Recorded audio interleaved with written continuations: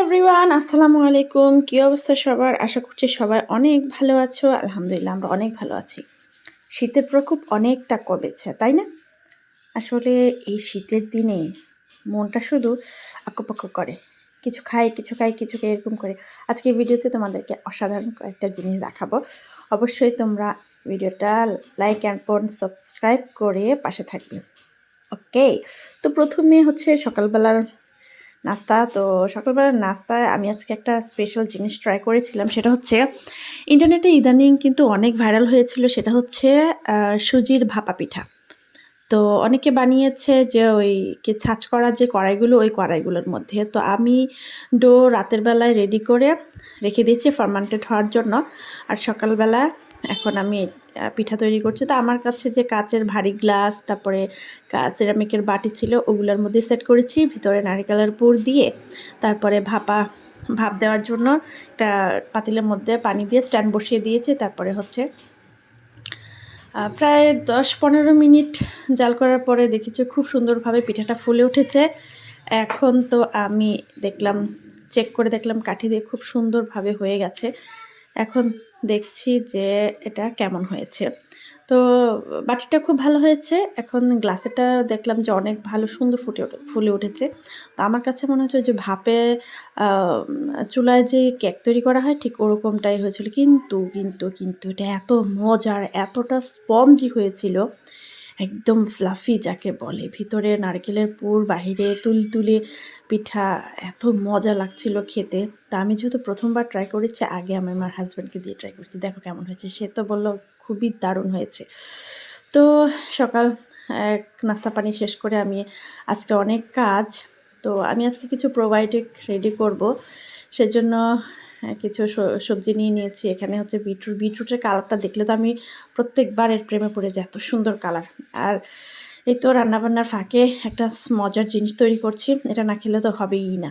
সেটা হচ্ছে বোম্বাই মরিচ, ধনেপাতা একটু হামানদিস্তা ছেঁচে নিয়েছি। তারপরে নিয়েছি একটু তেঁতুলের সস, তারপরে ওই যে বোম্বাই মরিচ আর ধনেপাতা ছেঁচা ওইটা দিয়ে দিলাম লবণ, তারপরে দিলাম হচ্ছে চিলি ফ্লেক্স, তারপরে হচ্ছে বিট লবণ দিয়ে একটু ভালো করে মিশিয়ে নিয়েছি।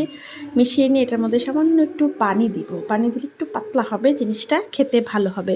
পানি দিয়ে তারপরে এর মধ্যে আমি কিন্তু তেঁতুলের সস তো অতটা টক না। তো একটু টক করার জন্য আমি আবার একটু লেবুর রস দিয়ে দিয়েছিলাম। তাহলে আ সুন্দর একটা ফ্লেভারের সাথে আবার ট্যাঙ্গি একটা স্বাদও আসে।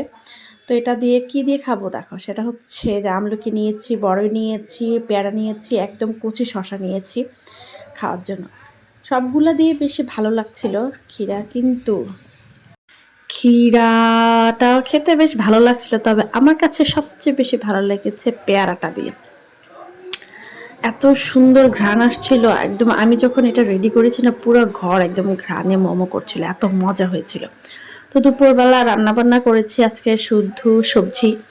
অনেকদিন ধরে ভাবছিলাম একটু সবজি রান্না করব। শীতের দিন যদি সবজি না খাই তাহলে কি হয় নাকি? তো একটু সবজি রান্না করেছিলাম, আর এমনিতে সাথে একটু ভাজা মাছ ছিল আর কি, এই নর্মাল খাওয়া-দাওয়া। সবজি করেছি। আর হচ্ছে আমি প্রোবায়োটিকের জন্য যেগুলা রেডি করেছিলাম, সেগুলো আগে আমি একদম ফুলফিল রেডি করে নিচ্ছি। একটা বোলের মধ্যে আমি একদম সব কিছু নিয়েছি সবজি। এখানে ক্ষীরা আছে, তারপরে আছে বিটরুট, মূলা, আর হচ্ছে শসা, গাজর। তারপরে কিছু আস্ত কাঁচামরিচ দিয়ে দিয়েছি, আস্ত ধনিয়া, ১ চা চামচের মতো হচ্ছে বিট লবণ, ১ চা চামচ গোলমরিচ, স্বাদমতো কিছুটা লবণটা একটু বেশি দিয়েছি। তারপর একটা বোম্বাই মরিচ, একটা লাল মরিচ ভেঙে দিয়ে সবকিছু ভালো করে একদম নাড়িয়ে চাড়িয়ে একসাথে মিক্স করে নিয়েছি আর কি।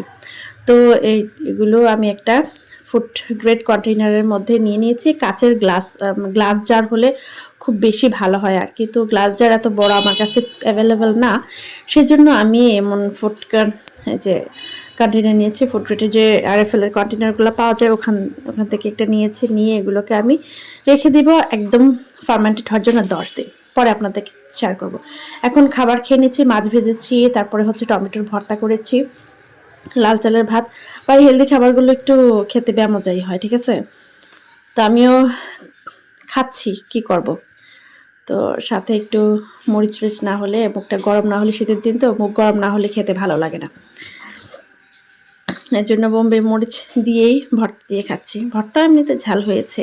তারপরে হচ্ছে সবজি, একদম এক বাটি ভরে সবজি নিয়ে নিয়েছি। সবজিটাও বেশ মজা হয়েছিল। তো এই শীতের মধ্যে কার, কার সবজি খেতে ভালো লাগে বলেন তো?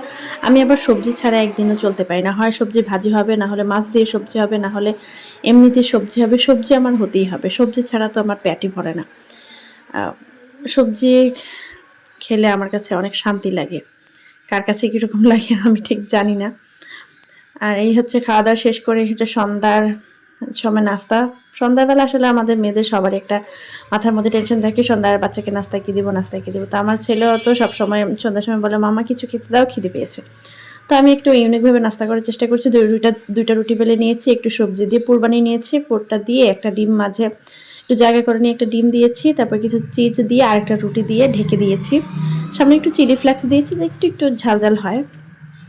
একটা রুটি দিয়ে ঢেকে তারপরে ভালো করে সিল করে দিয়ে একদম গরম, গরম তেলের মধ্যে ভেজে নিলে হয়। ছাঁকা তেলেও ভাজা যায়। তবে ছাঁকা তেলে ভাজলে খুব ভালো করে মুচমুচে হয় না। একদম গরম তেলে ভেজে নিয়েছি। একদম গরম, গরম এই যে দেখেন ধোঁয়া উঠছে। খুব সুন্দর স্মেল আসছে। খেতেও দারুণ মজা। আজ এ পর্যন্তই। আল্লাহ হাফেজ।